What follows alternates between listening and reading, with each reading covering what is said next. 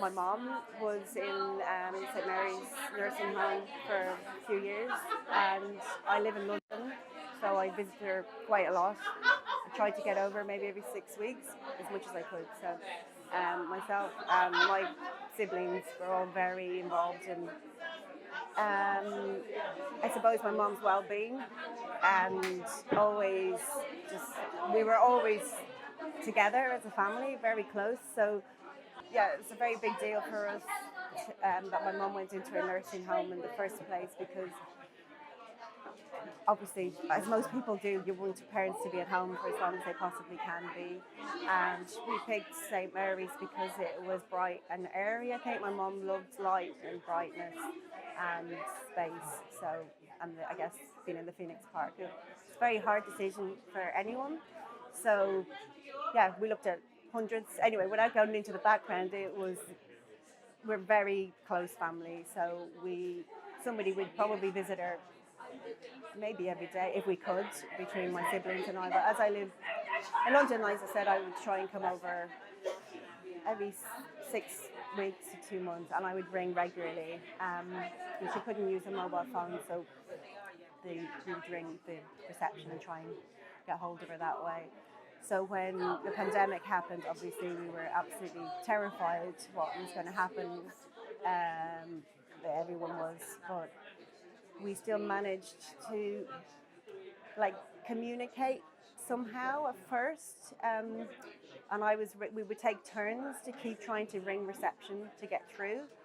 So I was, between my sisters and I, it became so, and my brother as well, it became so, I suppose, stressful and upsetting that we all, I'll be honest with you, not agreeing on what we were going to do. One of my sisters was trying to get into the Phoenix Park, and she was told that it was gated and policed and she'd be not allowed through. I'm not sure what the actual case was. It was all very confusing.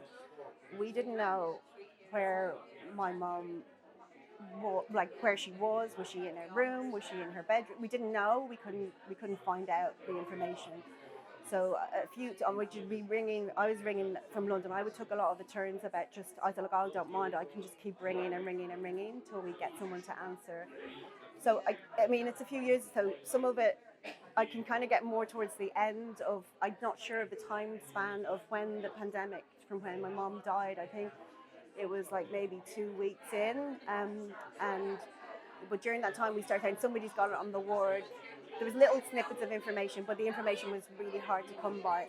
And so then eventually nearer her death, in fact, I just kept ringing and ringing and ringing. And I was like, please, somebody, would you just run in and see if my mom's there? Where is she? She said, she's in a bed.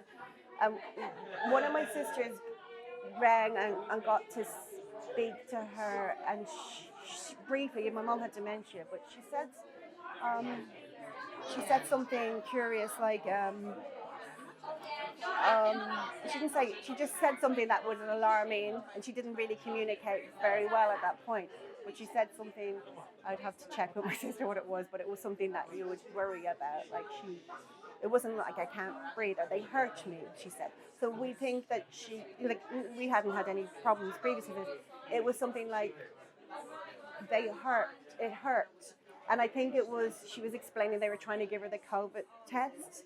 That's what we kind of figured out. But we didn't know we had no idea what was happening to her. So we knew my mom was very sensitive.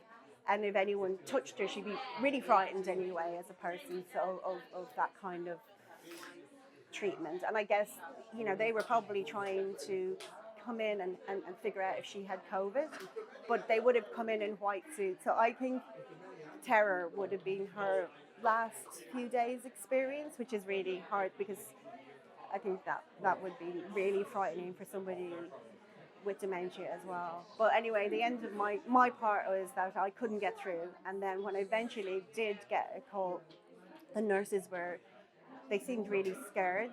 And I said, why is nobody answering? She said, there's just me here. And I was like, what do you mean there's just me here? And she said, everyone's gone.